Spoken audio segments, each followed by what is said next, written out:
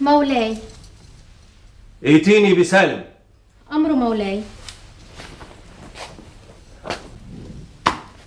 كم أنت رائعة يا خيزران، وكم أنت جميلة،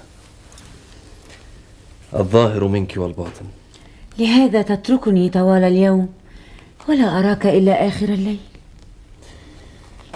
سوف يتغير هذا الحال عندما يعود أبي من الحجاز، فأنا وحدي أحمل مسؤوليات هذا الملك العريض، ولا أحب أن أقصر فيه.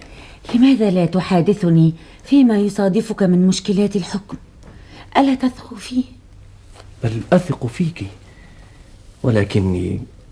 لكني أخشى عليك من هذا العبء الثقيل. ادخل يا سالم.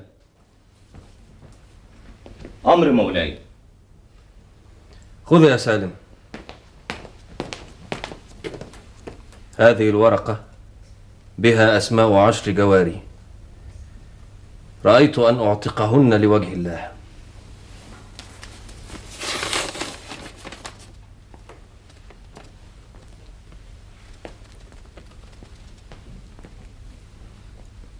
ماذا بك؟